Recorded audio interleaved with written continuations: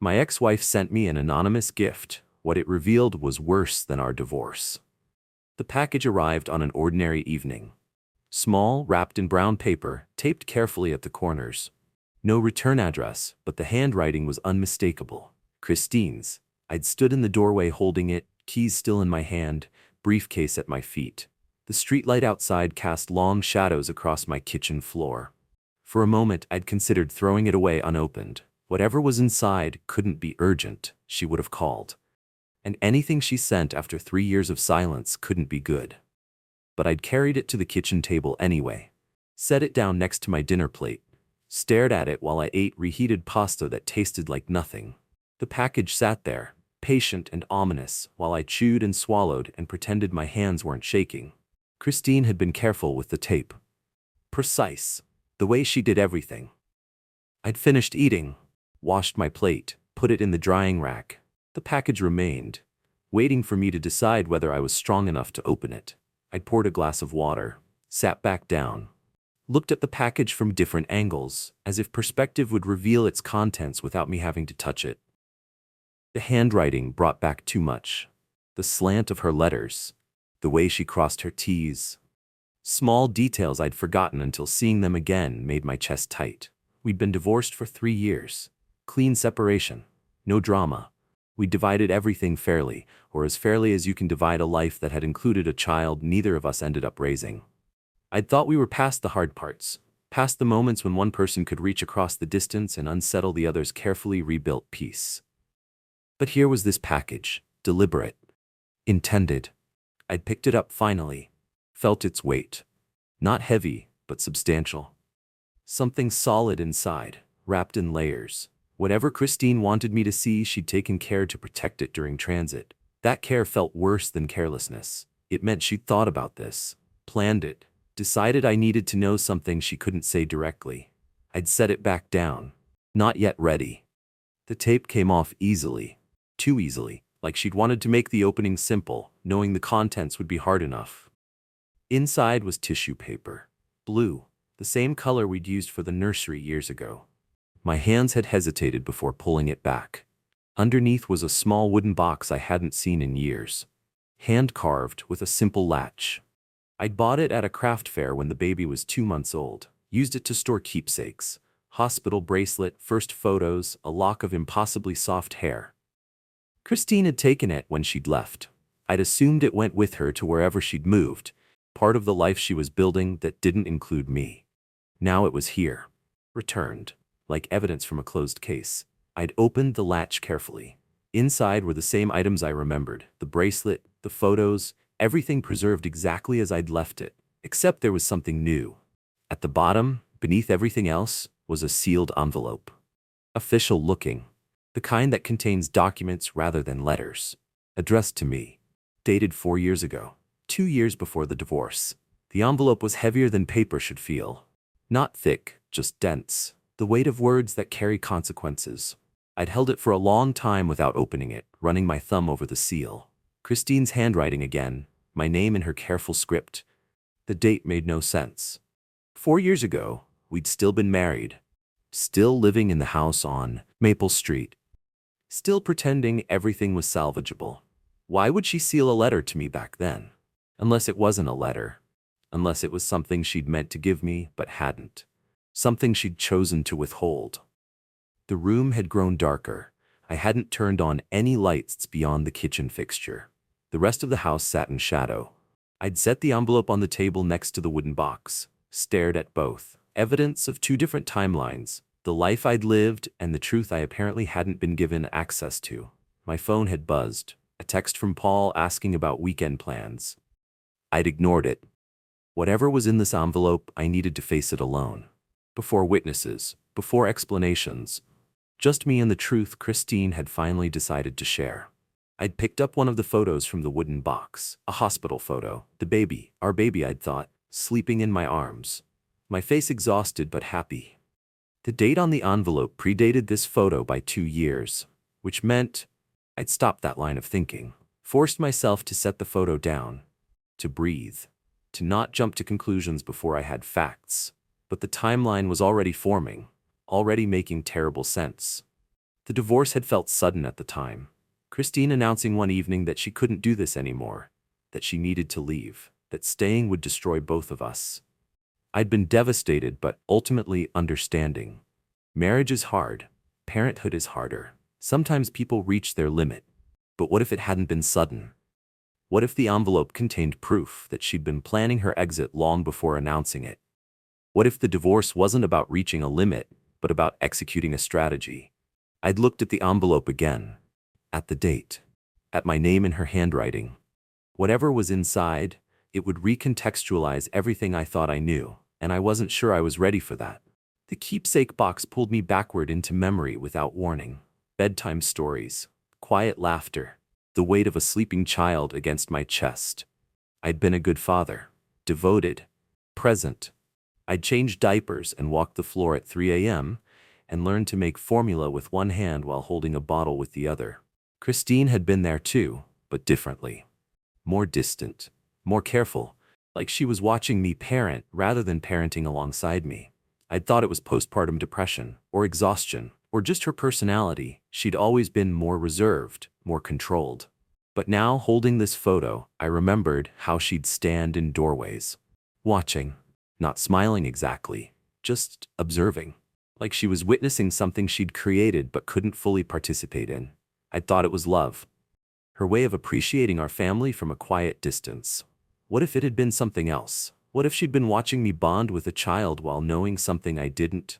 The memory shifted, became heavier, less warm. All those bedtime stories I'd read, all those nights I'd soothed crying, all that love I'd poured into being a father. Had she watched knowing it was built on something false? I remembered her standing in the doorway specifically now. The doorway to the nursery, backlit by the hallway light. I'd been reading a story. The child, I couldn't bring myself to think the name yet, had been falling asleep, small fingers wrapped around mine. I'd looked up and seen Christine there, silent, still. "Everything okay?" I'd whispered. She'd nodded, just watching. "Want to join us?" "No, you're doing fine." She'd left after that. I'd heard her footsteps down the hall, the bedroom door closing. I'd thought she was giving me space to bond, being generous with her time, allowing me solo parenting moments. What if she'd been giving herself distance, creating separation from something she knew would eventually have to end? The memory felt different now. Tainted. What I'd interpreted as respect looked more like withdrawal. She'd let me love completely, while she'd held back, protected herself, prepared for an exit I hadn't seen coming. Even then, years before the divorce, she'd been managing information, controlling the narrative, while I'd been foolishly invested. I remembered asking one question, once, early on. The child had been maybe 6 months old. I'd been looking at photos, comparing features. Everyone does it, looking for resemblances, genetic echoes. "Who does the baby look like more?" I'd asked Christine casually. She glanced at the photo. "Hard to say. Babies change so much. I don't see much of me yet." "You will. Give it time." She'd said it so gently, so reassuringly, like a patient parent soothing an insecure child. I'd let it go, accepted her certainty, trusted that she knew better. But now I wondered, had she redirected me deliberately? Had that gentle reassurance been strategy rather than comfort? Had she heard my question, innocent, curious, and recognized it as danger, as something that needed to be managed before it grew into suspicion? I'd called it kindness at the time, Christine being understanding about my insecurity. Looking back, it felt like something else entirely. It felt like someone preventing discovery, gently, expertly, with just enough warmth to make me feel foolish for asking, and I'd fallen for it completely. Grateful for her patience when I should have been asking better questions. That memory had stayed with me for years as proof of Christine's kindness, her understanding nature, the way she'd never made me feel inadequate, even when I was being insecure. I'd told people that story, used it as evidence of why our marriage had been good, even though it had ended. "She was always so patient with me," I'd said, even when I was being irrational, and they'd nodded. Agreed that she sounded wonderful, that it was sad we hadn't worked out. No one had suggested I'd been gaslit, that gentleness could be a tool for misdirection, that kindness could serve purposes beyond care. I'd worn that memory like a badge, proof that I'd been loved even in my weaker moments. Now it felt like evidence of something darker. A moment when truth had been within reach and I'd been carefully, lovingly guided away from it. She hadn't lied, exactly. She just made truth feel like paranoia, made my instinct for questions feel like a flaw I needed to overcome. And I had. I'd overcome my own intuition, learned not to ask, trusted her version of reality over my own uncertainty. That's what she'd needed, my compliance. And she'd gotten it through kindness. Avoidance dressed as love. That's what it had been. Every time I'd started to question something, why the baby didn't have my features, why Christine seemed emotionally distant, why our family felt slightly misaligned, she'd been there with a soft answer. You're overthinking. Babies are unpredictable. Give it time. Trust the process. Each phrase delivered with care, with patience, with the kind of gentle authority that makes doubt feel like weakness. I'd absorbed all of it, internalized her calm in place of my unease, learned to call my questions insecurity rather than instinct. And she'd let me, encouraged it even, built a relationship where I'd come to her with uncertainty and she'd replace it with her version of truth. I thought that was partnership, two people balancing each other, her calm steadying my anxiety, but it was control, subtle, persistent control that made me depend on her interpretation of reality rather than trusting my own. Now, sitting with this envelope, I understood she'd been preparing me all along, training me not to question, not to dig, not to demand transparency, so that when the time came to leave, I'd accept it, just as I'd accepted everything else. I'd opened the envelope alone in the kitchen, the house painfully quiet around me. No music, no television, just the hum of the refrigerator and my own breathing. The paper inside was thick, official, the kind of document that carries legal weight. I'd unfolded it carefully, hands steadier than I'd expected. DNA paternity test results. The words had been clinical, precise, designed to eliminate ambiguity. Alleged father, Clayton Brooks. Child, name redacted for privacy. Probability of paternity, 0%. Conclusion, Clayton Brooks is excluded as the biological father. I'd read it 3 times. 4. The words didn't change. The conclusion remained absolute. 0%. Not unlikely, not inconclusive. 0. No biological connection. None. The child I'd raised, held, fed, loved, read stories to, walked the floor with at 3 a.m., wasn't mine. Had never been mine. Not genetically, not legally, I'd discover later, just emotionally. And Christine had known. The test was dated 4 years ago. 2 years before the divorce. Years before she'd left. She'd known the entire time she'd let me parent, let me bond, let me love, while planning her exit. The test results were clinical, emotionless, designed to deliver truth without consideration for how it would land. But beneath the scientific language was a human decision. Someone had ordered this test. Someone had received these results. Someone had chosen what to do with this information. Christine. She'd found out the child wasn't mine and then… What? Continued the marriage? Continued letting me parent? Continued building a life based on something she knew was false? For 2 more years. 2 years of bedtime stories and doctor's appointments and birthday parties. 2 years of me being a father while she knew I had no biological claim, no legal standing, no right to the role I was performing. The paper felt heavy in my hands, like holding proof of theft. Not of money or property, but of something more fundamental. My right to know, my right to choose, my right to decide whether I wanted to build my life around someone else's child. She'd taken that from me. Quietly, carefully, with the same gentle authority she'd used to redirect my questions. I'd reread the conclusion, the 0%, the absolute exclusion, and I'd felt something crack open inside me. Not heartbreak exactly, something colder, more permanent. I'd read the document until the words stopped feeling real. Until they became abstract symbols on expensive paper rather than a bomb detonating my understanding of the past decade. 0% probability. Excluded as biological father. No genetic markers shared. Each phrase was a small violence, a clinical repudiation of what I'd believed was true. The kitchen clock ticked. The refrigerator hummed. Outside, a car passed. Normal sounds in a world that had just fundamentally reorganized itself. I thought about the child, couldn't think the name yet, couldn't hold both the love and the lie at the same time, and felt a strange disconnection. The love had been real. The moments had been real. The relationship had been real. But it had been built on a foundation Christine had known was false. which meant everything I'd felt, every bond I'd formed, had existed in a context she'd deliberately hidden. I'd been a father in practice but not in fact, and she'd let me be that. Encouraged it even, while knowing it would end, while knowing she'd eventually leave and take the child with her, while knowing I'd have no legal claim, no standing to fight for custody.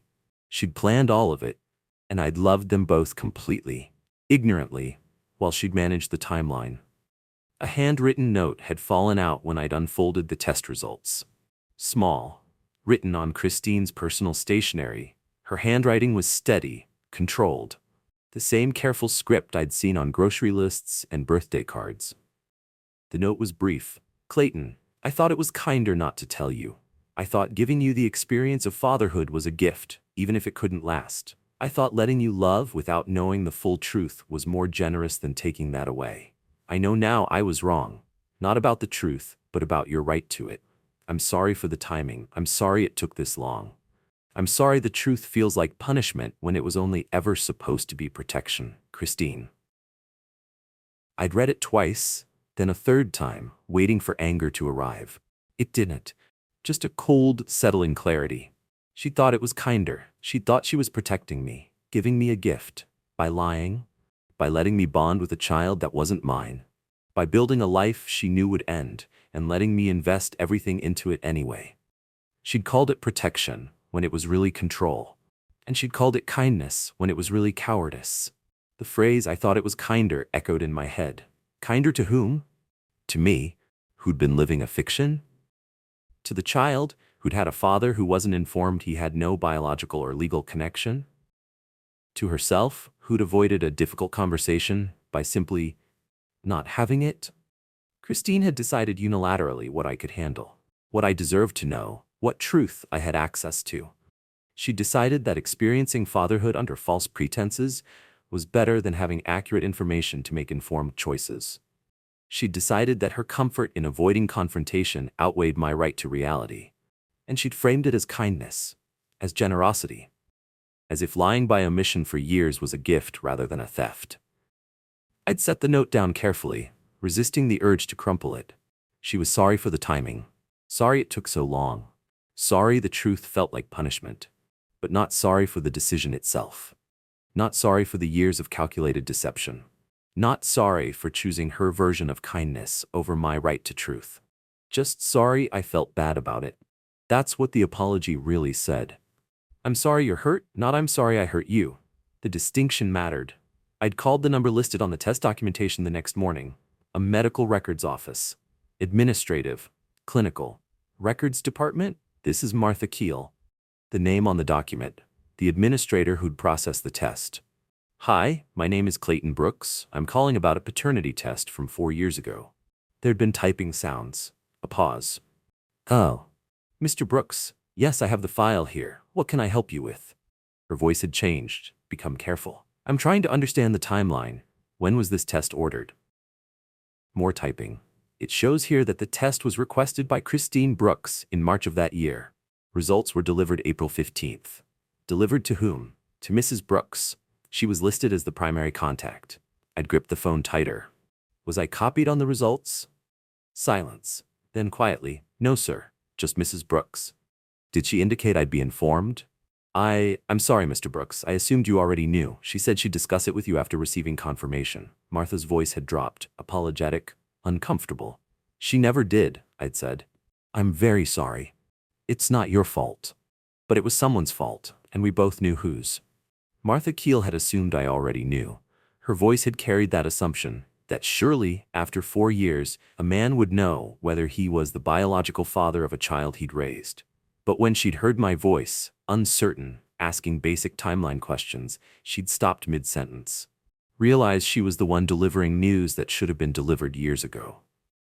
Mr. Brooks, she'd said carefully, I need to be clear about what I can and can't discuss. But I want you to know, this test was processed according to Mrs. Brooks's instructions. She specified she was the only one who needed access to results. And that's normal? It's not uncommon when paternity is in question during a marriage. Some people want confirmation before having difficult conversations. 4 years is a long confirmation period. Martha had gone quiet. Yes, it is. Did she ever request copies for me, or documentation that I'd been informed? No, sir. The file shows no additional correspondence after the results were delivered. Meaning, Christine had received confirmation that I wasn't the biological father, and then, nothing. No follow-up, no disclosure, just silence and strategy. Thank you for your honesty, I'd said. I'm sorry this is how you found out. Me too. Christine had ordered the test years earlier.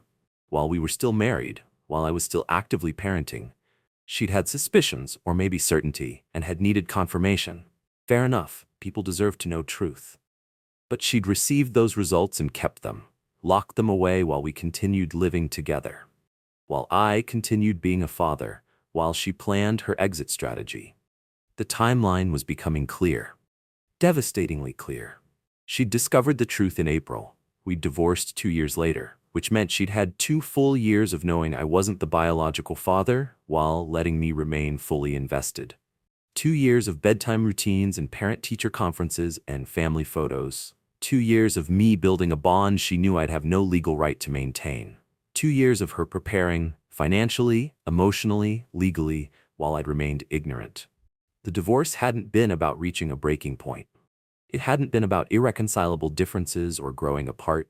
It had been scheduled, planned, executed when the timing suited her. And I'd never questioned it, never suspected, never demanded explanation beyond, this isn't working anymore. I'd accepted her version of events, trusted her framing, just like she'd trained me to. The truth wasn't delayed, it was managed. That's what I understood, sitting there with Martha's confirmation and Christine's note, and 4 years of orchestrated deception spread across my kitchen table. Christine hadn't been avoiding difficult conversations.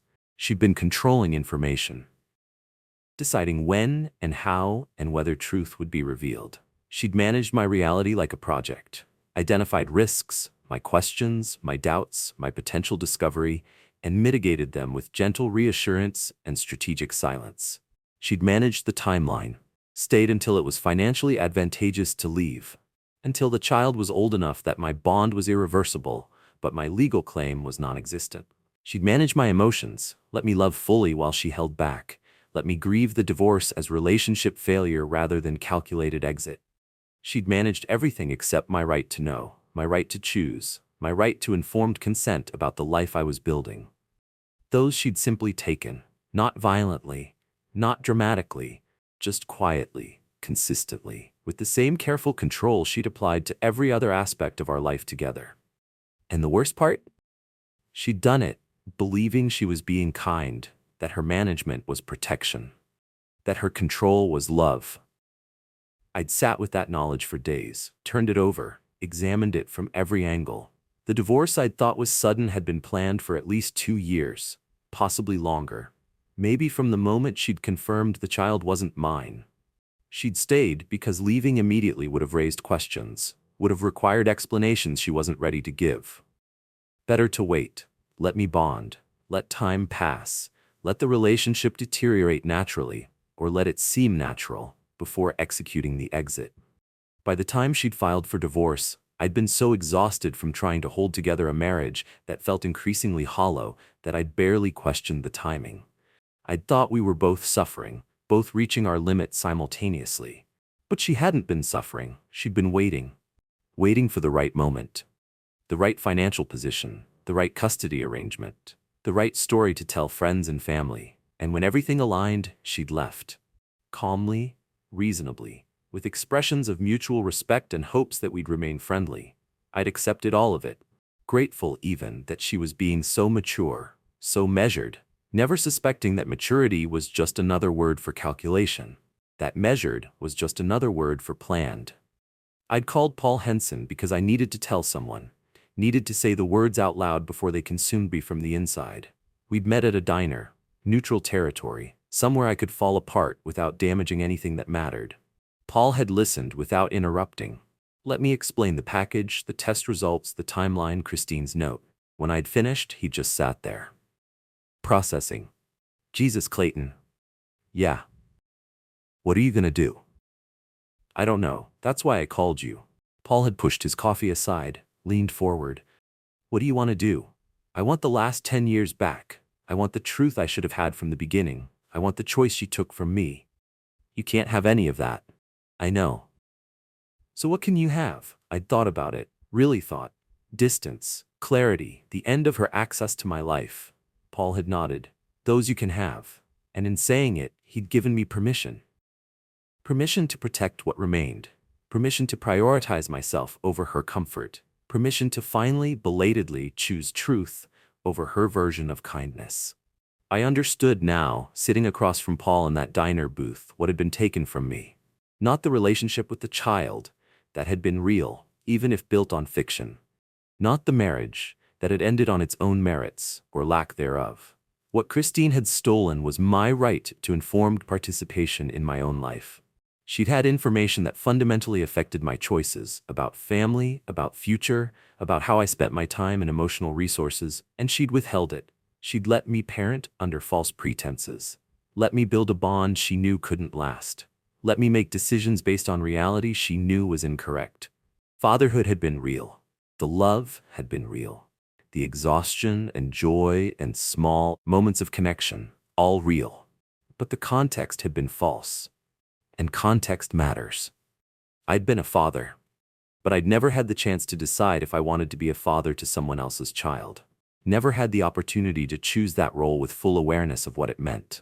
Christine had made that choice for me, decided I'd be happier not knowing, more useful not questioning, more compliant living in her carefully managed version of reality.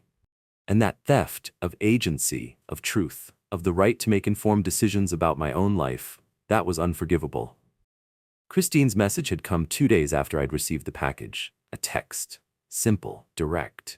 I know you received it. Can we talk?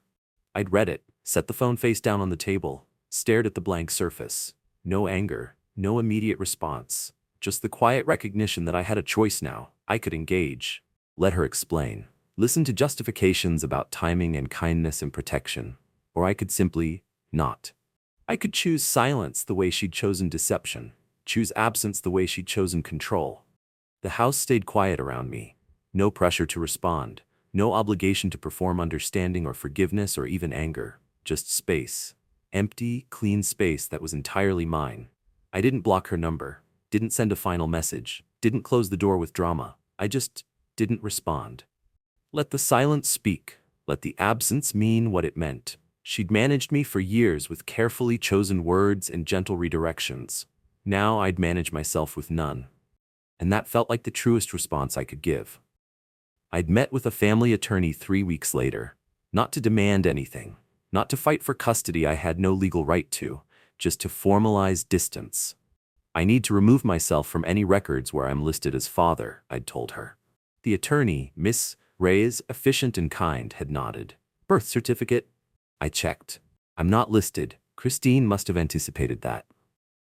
Medical records? School files? I'll need to notify them. Request removal. Emergency contacts? Same. Miss Reyes had made notes. You understand this means you'll have no legal standing regarding the child's welfare, no visitation rights, no decision-making authority. I understand. I've never had those things. I just didn't know it.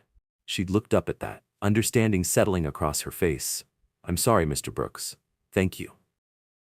We drafted letters. Formal notifications to schools, doctors, anyone who might have my name associated with a child I'd loved but never legally been parent to. It felt like erasing myself from a history I'd believed was mine.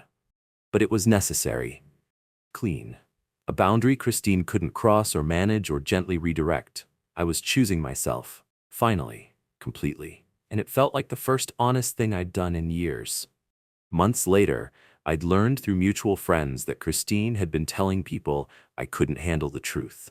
That I'd overreacted. That she'd tried to explain, but I'd shut down communication. That she'd done her best with an impossible situation. Her version of events, carefully managed, strategically framed. I didn't correct anyone. Didn't offer my side. Didn't engage with the narrative she was building. The truth no longer needed my voice. It existed independent of her interpretation. People could believe what they wanted. I'd kept one photo, the hospital picture. Me holding the baby, exhausted and happy. The rest I'd returned, packed carefully, sent with no note. Just the items she'd given me, returned without comment. Christine had called. I hadn't answered. She'd texted. I'd deleted without reading. She'd sent one final message. I never meant to hurt you. I'd read that one. Let it sit. Then I'd blocked her number. Not in anger, not in revenge, just in completion. She'd controlled the beginning, managed the middle, orchestrated the end. But the aftermath, that was mine. Christine lost access to me, not through rejection, not through punishment, just through my simple, irreversible refusal to be reachable. She could frame the story however she needed, could tell people I couldn't handle truth or that I'd overreacted or that she'd tried her best. None of it mattered. Because I'd learned something she'd never wanted me to know. Truth doesn't need permission. It doesn't need her framing or her management or her gentle redirection. It just is. And I'd finally stopped asking her to interpret it for me. I'd closed the chapter she'd written. Not with anger or drama, just with distance, the kind of distance that says, I'm done being part of your story. And that felt like the truest ending I could choose.